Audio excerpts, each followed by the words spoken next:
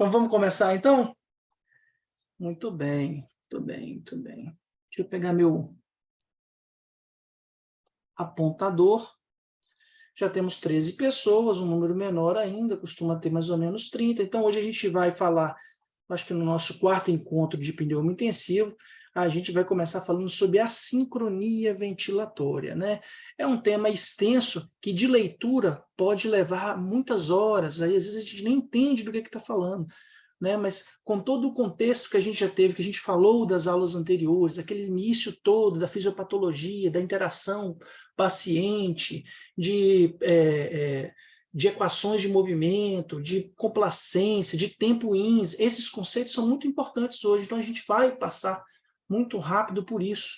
E o plano da aula, né, para a gente já ter ideia aí do que a gente vai falar, nós vamos falar um pouco de uma introdução breve e das 3 principais grupos de assincronia ventilatória, que são as assincronias de disparo, que de longe são as mais abordadas aí nos concursos, e as assincronias de fluxo, que se misturam um pouco com as de disparo, e as assincronias de ciclagem, que também são algumas assincronias tratadas. Para saber, a gente vai falar de 4 assincronias de disparo, 2 de fluxo e 2 de ciclagem. Tá bem? Vamos começar, então. A introdução é o seguinte: o que é a sincronia? Você está submetendo o paciente a uma ventilação o quê? Artificial. Logo, ele tem que ser sincrônico, o mais sincrônico possível com a máquina, com a prótese, para que não leve a lesão, né? Lesão pulmonar. Então, a sincronia nada mais é que o desacoplamento entre o tempo do paciente e o tempo do ventilador. Como é que a gente fala isso? O paciente tem um tempo inspiratório neural X e o ventilador tem um tempo inspiratório próprio. Quando esse tempo inspiratório eles se desacoplam, se desentendem, surge uma sincronia. Geralmente é mais ou menos por aí, um resumo de tudo, tá? Isso pode ser secundário a uma pressão insuficiente ou sobrecarga de pressão, um fluxo insuficiente ou sobrecarga de fluxo, um volume insuficiente ou sobrecarga de volume, ou até mesmo um tempo setado muito baixo no respirador ou muito alto no respirador, diferente do que o paciente que está interagindo com a prótese ali precisa. Né? Então, logo a gente falou de tempo, fluxo, volume, pressão do sistema, tudo isso a gente já trabalhou no passado. Tá certo? Então, isso é importante para vocês rememorarem. É um fenômeno comum? Muito comum. A literatura é muito vaga, diz que varia entre 10% e 85% dos pacientes sem prótese ventilatória e pressão positiva. Claro que, né, isso pode acontecer tanto no paciente que assiste à prótese, ou seja, que está acordando ou está acordado, ou até mesmo no paciente sedado e bloqueado, pode acontecer algumas assincronias. Bem, pessoal, e a gente vai ver uma que é até polêmica, mas vale bem ser tratada para a gente não ser pego de calça arriada na prova e na prática, tá bem? Bem, os fatores relacionados são diversos, mas vai interagir entre o paciente, o ventilador ou ambos, né? Pode ser daí que você tem que mexer. Logo, o tratamento vai variar entre acertar o ventilador, acertar, às vezes, uma analgesia para o paciente, né? E algumas outras nuances que a gente vai ver. Aqui eu deixo uma dica que é o seguinte: a assincronia não é bobeira. A assincronia aumenta o trabalho respiratório, aumenta o tempo de ventilação mecânica, aumenta o quê? O tempo de desmame e aumenta a mortalidade. Então, se você vê que é um fenômeno tão comum, até 85% dos casos, dos pacientes intubados, quer dizer, isso aumenta a sua mortalidade, seu tempo de permanência. E tudo que você precisa de fazer é diminuir isso. Tá certo? Ok, vamos seguindo então. Como é que a gente trata? Né? A gente vai ver que cada tipo dessas assincronias existe um preparo, um tipo de acerto que a gente faz no ventilador, que vai desde mexer no fluxo, no tempo inspiratório, mudar de VCV para PCV, onde que o fluxo é livre, tudo isso a gente vai ver. Né? Mas sedar o paciente, deixar ele entregue à prótese, isso não é uma opção saudável, porque a gente sabe que sedação a longo prazo, ela aumenta o tempo de ventilação e, por conseguinte, PAV e até mortalidade. Então, sedação profunda é evitar sempre que possível. O paciente está assincrônico, você vai ver por que ele está assincrônico. É dor, é febre, que aumenta o consumo de oxigênio, ele está com fome de fluxo, o paciente não está interagindo naquele modo, tem um escape no ventilador, no circuito respiratório, tudo isso tem que ser visto. Né? Então, o manejo ele é multifatorial, ele abrange muitas coisas, você tem que ter uma visão clínica muito ampla quando você identifica um tipo de assincronia. Né? E dentro dos novos modos ventilatórios, que a gente vai chamar de modos avançados, que vai ficar a aula lá para a gente depois, existem esses dois modos aqui que parecem que são modalidades de suporte ventilatório, que reduz a assincronia, especialmente quando se tratar de comparado com os modos convencionais. Quais são? VCV, PCV e PSV. Então, o PAV Plus e o NAVA parece estar associado com a redução dessas assincronias, logo, são modos um pouco mais badalados desses modos avançados de ventilação mecânica. Ok? Muito bem. Da introdução foi isso. E a gente vai começar a falar de assincronias de disparo. Se você não quiser escutar mais nada, escuta só isso aqui, tá? Porque essas aqui são as mais badaladas nos concursos. A gente tem o disparo ineficaz, o duplo disparo, o disparo reverso, que é um pouco polêmico, que é um tipo de duplo disparo, e o autodisparo. Então, se a gente for reduzir isso aqui tudo, vira 3, né, em vez de 4. De todos, você tem que saber muito bem esse aqui, o duplo disparo. Mas a gente vai falar de um por um deles. Tá bem, pessoal? Vamos lá, então? Ok, então. O que é o disparo ineficaz? O que é disparo? Disparo é quando a gente abre a válvula INS, no ciclo respiratório, e mais dá-se início ao ciclo inspiratório, a gente já tratou sobre isso, né? O paciente depois ele cicla e abre a válvula expiratória e inicia o ciclo expiratório. Logo, as sincronias de disparo são as sincronias que nós vamos falar mais a favor no ramo do ciclo inspiratório da ventilação mecânica. Então, qual que é o motivo? O nome é muito, já facilita para a gente, né? O disparo ineficaz, ele é um paciente que tenta respirar, mas não consegue deflagrar a máquina. É basicamente isso. Pode ser por fraqueza muscular, fraqueza neuromuscular, ou seja, um esforço insuficiente. O paciente não tem força suficiente para disparar, para trigar aquele respirador, né? Seja fluxo ou a pressão, a gente tem que lembrar sempre disso.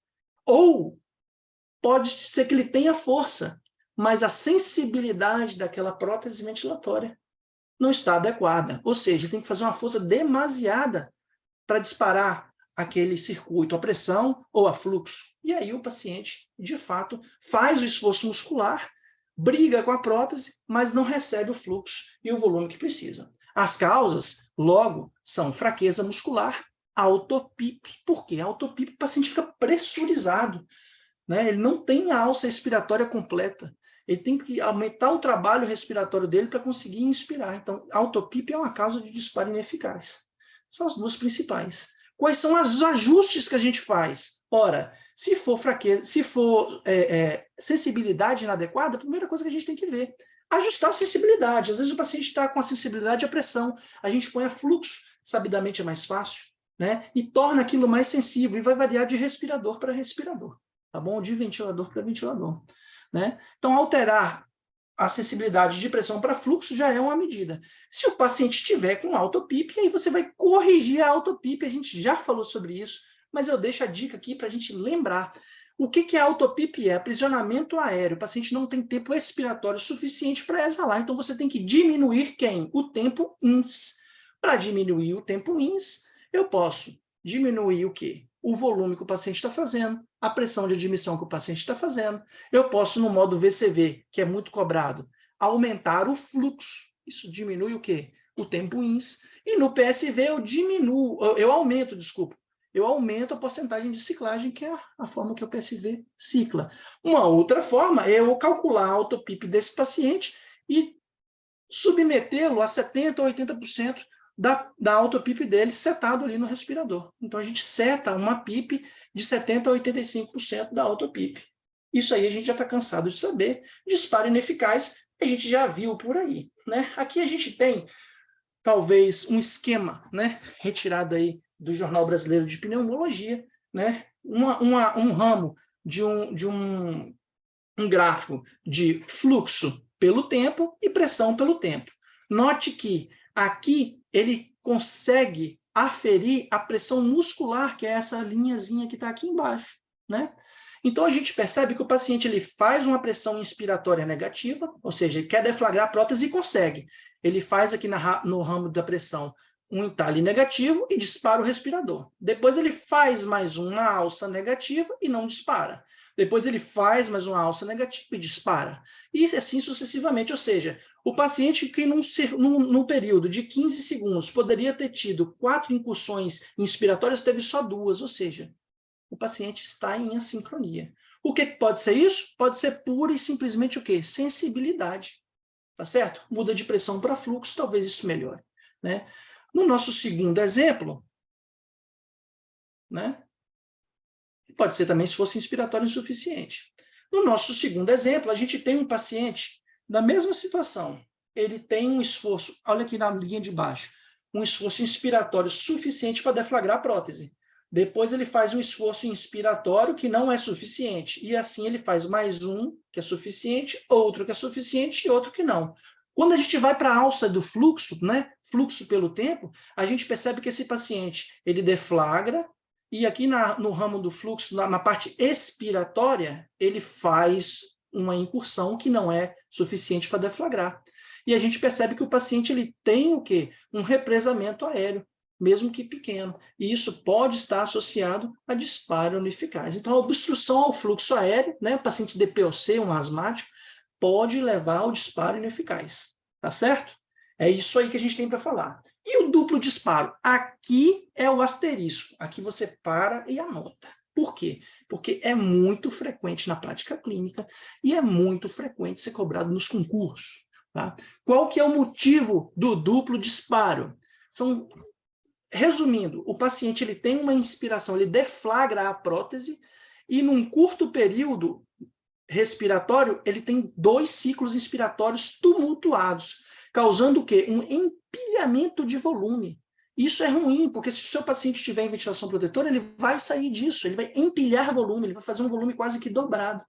Isso é uma causa o quê? De dano pulmonar, né? Vai causar o VILI, que a gente já estudou. Né?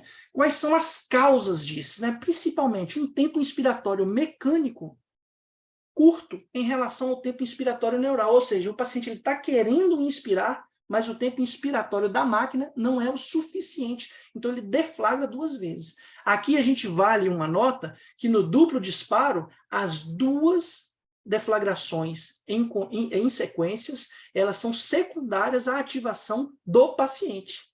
A gente vai ver mais para frente por que vai diferenciar de outra. Né? E qual que é o ajuste que você tem que fazer, afinal de contas? Ora, o paciente quer inspirar, está deflagrando a prótese secundariamente 2 vezes seguidas para ganhar mais volume, então você tem que aumentar o tempo INS dele. É isso que vai fazer. E aí que mora a charada. Por quê? Porque nos modos ventilatórios convencionais, você tem que fazer alterações diferentes em cada tipo de modo. Então, vamos lá para a dica? Como é que eu aumento o tempo inspiratório em VCV? Eu diminuo o fluxo inspiratório. Né? O que eu posso fazer se o paciente estiver em VCV também? Eu posso trocar para PCV ou PSV, porque o fluxo é livre, o paciente se adapta melhor, tá certo? Né? No PCV, eu posso setar diretamente o tempo INS. Então, se o paciente estava com um tempo INS muito baixo, 0,7 segundos, eu vou lá e aumento um pouquinho, 0,8, 0,9, 1 segundo. Geralmente, entre 0,8 e 1,2 é suficiente. Né?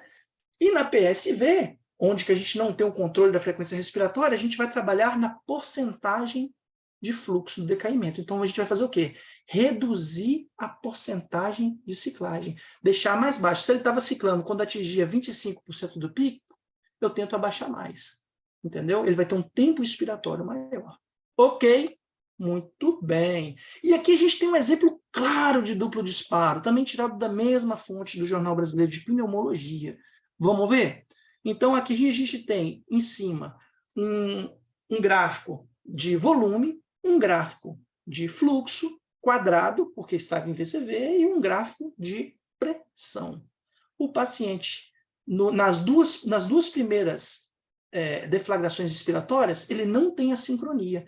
Perceba que o fluxo quadrado não muda, é constante, porque é em VCV, e a pressão se altera com um entalhe negativo, ou seja, o paciente está querendo entrar na prótese, deflagrar um outro curso, mas não acontece. E o volume é normal. Já aqui no nosso terceiro cenário, onde eu percebo a bolinha rosa aqui, o paciente ele deflagra uma vez e, secundariamente, ele deflagra o segundo processo inspiratório. Né? Logo, ele vai ter também, respectivamente, 2 curvas de fluxo também quadradas, mas ele vai ter o quê? Empilhamento de volume, mesmo em modo VSV. Por isso, isso é um problema.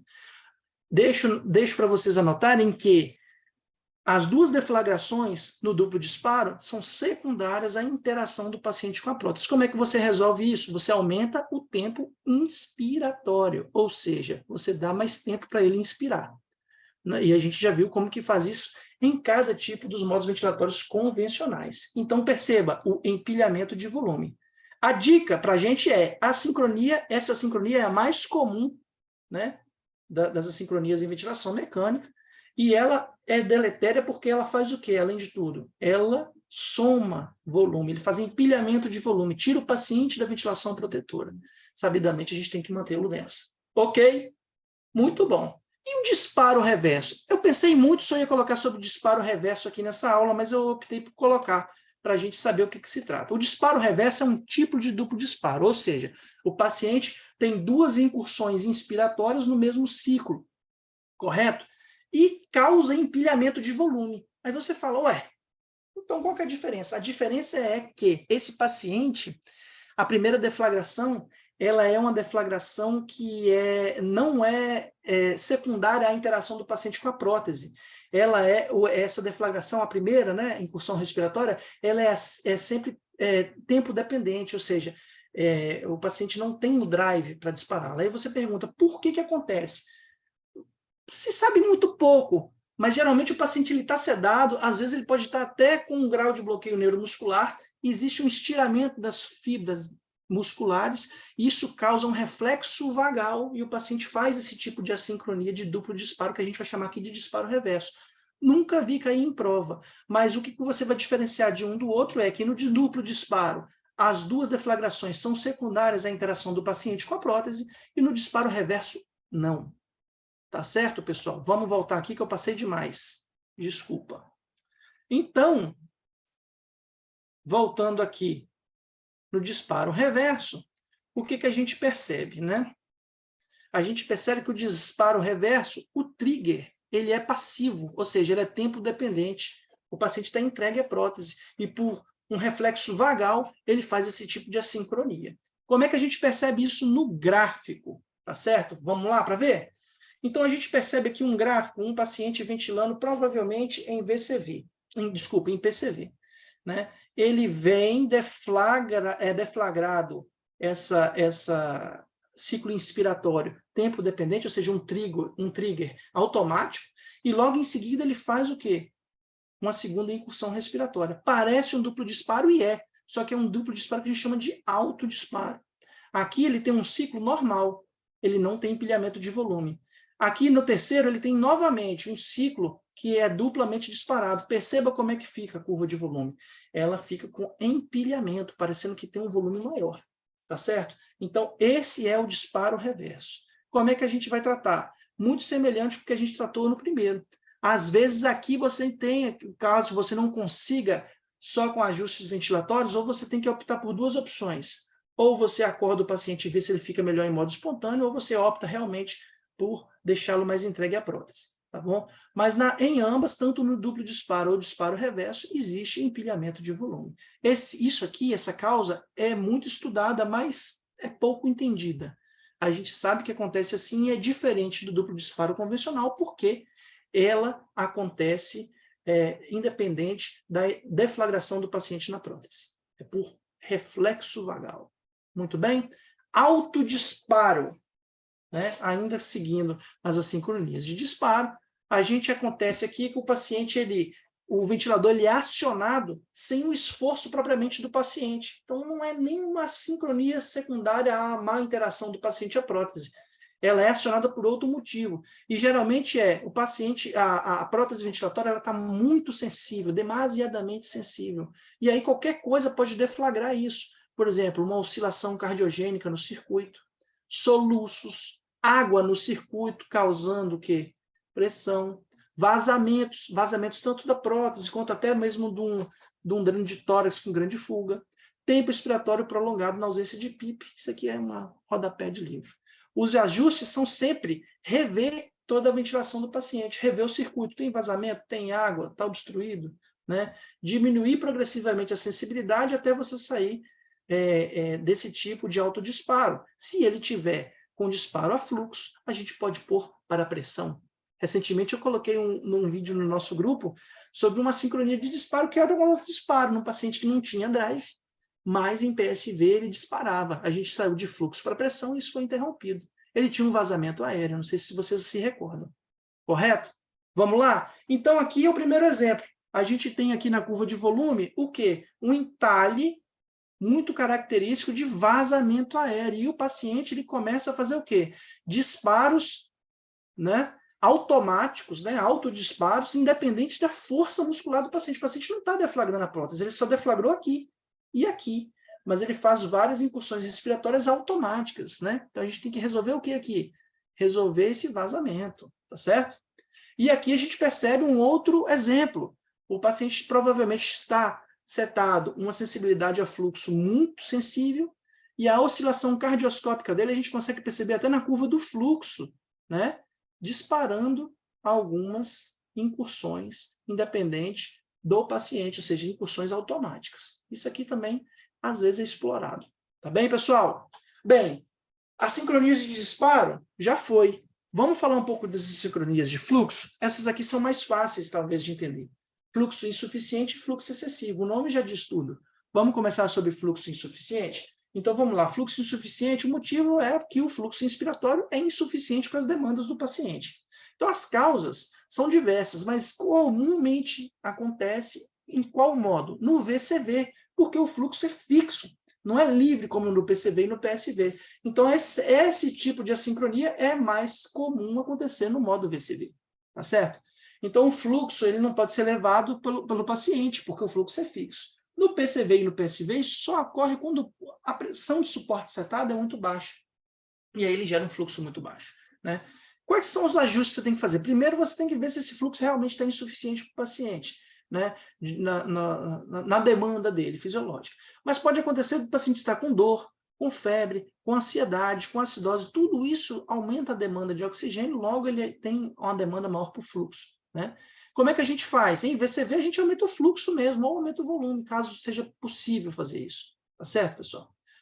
E a dica é o seguinte, é a sincronia mais comum no VCV, a gente já falou, geralmente a gente troca para PCV ou PSV e melhora, porque o fluxo é livre. Né? E em PCV e PSV a gente pode aumentar o quê? A pressão de suporte, ajustar o rise time, que a gente já falou um pouquinho, e aumentar, deixar mais rápido, né? Deixar mais inclinado, que vai entregar um fluxo mais rápido para ele. Ok? Então aqui a gente percebe o paciente ventilando em modo VCV, curva de fluxo quadrada, volume igual, e na curva de pressão a gente percebe sempre um entalhe, né? Fazendo uma barriga nessa curva de pressão, que é o paciente interagindo com a prótese, pedindo mais volume, mais ar, tá? Mais fluxo. Tá certo? Então, a sincronia de fluxo é o que a gente percebe aqui. Tá certo? Muito bom. Isso aqui a gente pode chamar de fome de ar, né? Que o pessoal chama, geralmente. O paciente interage com a prótese, às vezes até se ele estiver um pouco mais acordado, ele fica até com uma face mais de desespero, né? E o fluxo excessivo, né? Ao contrário, né? Então, o fluxo inspiratório excessivo, o paciente não consegue lidar muito bem com aquele fluxo, aquela velocidade de volume entrando naquela velocidade, né? Então, em VCV, isso é porque o VCV está setado alto, o fluxo está setado alto em VCV, e em PCV e PSV pode ser também por PS muito alto, ser pressão de suporte muito alta, ou rise time muito inclinado, a gente já falou sobre isso. Né? Quais são os ajustes? Se ele tiver em PCV ou PSV, a gente ajusta o rise time, ou diminui a pressão de suporte. E em VCV a gente diminui o fluxo, tá certo? Como é que a gente vê isso no gráfico? Esse gráfico aqui foi tirado de um Bennett, vocês podem perceber. A gente, na curva de pressão, apesar de ser uma assincronia de fluxo, a gente percebe um entalhe bem positivo na curva de pressão, tá certo? Esse entalhe significa o quê? Que está tendo, mesmo em PCV, ou seja, em pressão controlada, o paciente ele tem um escape pressórico positivo aqui no início, secundário a um fluxo muito rápido. Isso provavelmente porque o rise time não está muito inclinado, tá certo? Isso aqui a gente vai chamar de overshoot de entrada, tá bem, pessoal? É isso que a gente vê aqui. Então, a gente percebe que o fluxo está muito inclinado. Olha aqui na curva de fluxo como é que ele está. Ele faz um tupete bem elevado, depois ele decai, causando até um entalhe positivo na curva de pressão. Esse entalhe a gente chama de overshoot de entrada. É secundário a fluxo excessivo, e a gente trata diminuindo esse fluxo. Correto? Vamos seguir? E agora a gente vai para as assincronias de quê? sincronias de ciclagem, né? E a gente vai ter a ciclagem prematura e a ciclagem tardia. Os nomes também ajudam bastante, né? Então, a gente tem 4 sincronias de disparo, 2 de fluxo e 2 de ciclagem. Vamos lá?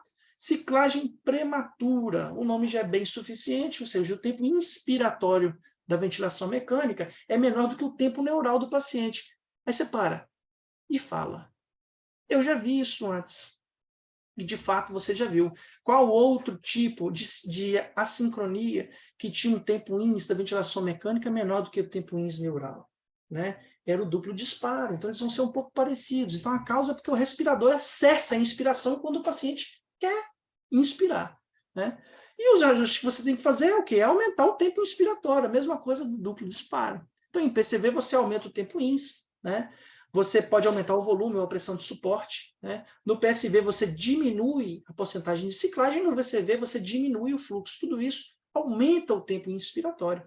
Tá certo? Isso aqui pode acarretar as mesmas alterações que a gente viu lá no duplo disparo. Um empilhamento de volume. Né? Uma dupla ativação acarretando um empilhamento de volume. Tá bom? Muito bem. Aqui eu deixo para vocês checarem. Nesse gráfico, a gente tem as duas assincronias, a ciclagem prematura e a tardia. Então, a prematura a gente percebe aqui. Na alça expiratória do fluxo, o paciente interage com a alça, ou seja, ele quer inspirar e não consegue. Né? Você tem que aumentar esse tempo inspiratório. Aqui na curva de baixo, na curva de pressão com curva esofágica, que é a pressão muscular, você percebe que o paciente faz uma incursão inspiratória, uma força muito grande para inspirar, mas que é maior do que o tempo inspiratório que a gente percebe pela curva da PCV. Tá certo, pessoal? Segue aí para vocês verem depois. Muito bem. E ciclagem tardia, né? Ciclagem tardia também é interessante, porque a gente vai ter uma outra característica aqui que vale a pena saber. A ciclagem tardia, o próprio nome diz, é uma presença de esforço respiratório antes que o critério de ciclagem ocorra. Ou seja, o paciente ele quer expirar num ciclo respiratório que está ocorrendo a inspiração. Então, é isso que você tem que lembrar. As causas podem ser diversas, mas geralmente é por conta do tempo inspiratório elevado, altos volumes que o paciente não consegue tolerar, fluxo muito baixo, porque em VCV isso aumenta o tempo ins, um rise time muito lento, ou seja, ele demora a entregar esse fluxo, né? Ou pacientes que ventilam com pausa inspiratória, tá certo?